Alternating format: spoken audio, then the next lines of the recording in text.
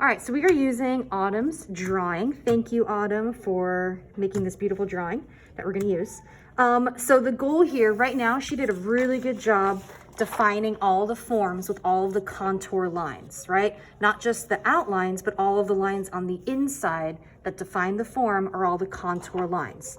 Now we need to make it look more like the photograph or the actual real life image, where in real life, we are not defined by lines, we're defined by values.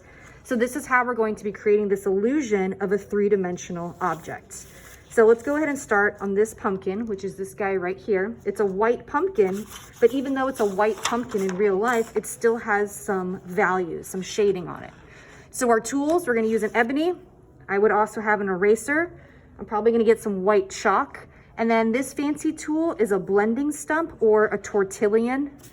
They get kind of gross. So before you use it, I would recommend cleaning it. So I'm turning it right now. Do not put this in the pencil sharpener. That does not clean it. This is paper that's wrapped up really tight. So I'm cleaning it on a blank sheet, just scrap paper. It's got charcoal on it, yuck. Yep, that's charcoal. Okay, you don't have to use a tortillon. You can also use your finger. You can also use a tissue. Not that I have tissues, but you can use a paper towel. I do have those. Okay, so now I'm going to start shading this white pumpkin using my tools. So it looks like in the back, this section back here is where there's lots of grays. And remember, my pumpkin is curving this way. Can you see that? So since my pumpkin is curving this way, I'm also shading in that same direction. I'm kind of turning my wrist, and if you guys can see that motion that I'm making. There's gonna be there's these like white negative spaces. So I'm maybe I can sketch those out. I can erase into what I just did.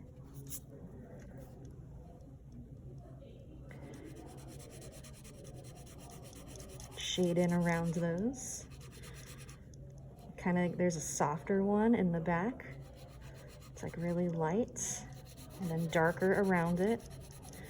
So really important in shading rounded forms is to keep your mark making curved along with that form. That's like those cross contour lines that we've been talking about. So your eraser is a tool just as much as your shading device to get your highlights. Now, this needs to be smooth. Like if it's not smooth, you're gonna see pencil lines and it's gonna look scribbly. So the idea here is that we're keeping our pencil lines really close together to create smooth values. I'm also looking at the photo as I do this to compare. So if you're struggling getting smooth values, that's where this tortillon can come into play. So if you go against the grain, opposite direction, if you do circular motions, it's a tool that'll help blend that pencil together. I'm gonna kind of go over that highlight because it's kind of a soft gray.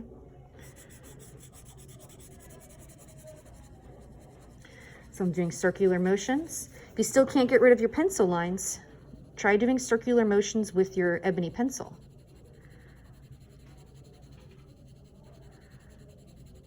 So I'm kind of doing this, right over there. All right, now if I look at my photo where I have those gray tones, I have really dark darks all around it. So what I need to show now is that this is lighter than what's around it. Yeah, so what I'm going to do is then push harder. I'm gonna use my muscles and get darker where I want it to be more black. That's why we're using an ebony pencil. Am I going off the page? Almost. And then again, when I start shading this pumpkin, I want to go in the form or the direction of that pumpkin. So it looks like, now the photo is a little bit different than the drawing, right? Because it was probably taken at a different angle this was drawn at, but I'm going to problem solve. So I can see this shadow goes up because of the stem. right? It does this. So what I'm gonna do is I'm gonna kind of lightly sketch the shadow, go up because of the stem. And then I'm gonna say that's all in shadow. So I'm gonna start filling this in shadow, going in the direction of the pumpkin.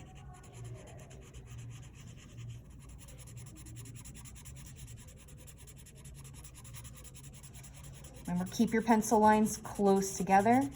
Don't give them space in between. That's gonna create smooth values.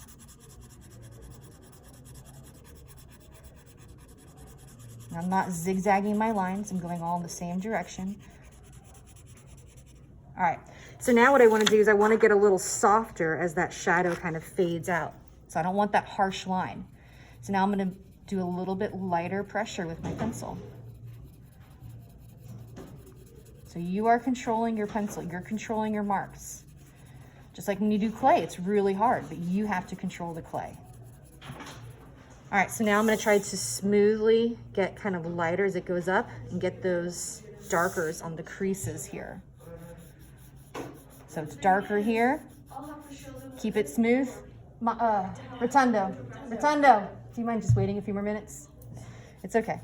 So I'm darker here, and then I'm getting lighter, keeping it smooth.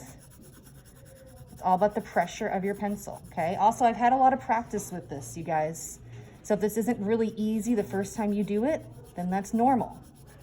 If this is easy for you the first time you do it, you should take 2D design next year because we do this a lot.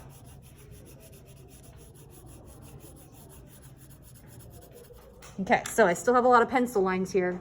Let's see what happens if I use my tortillon.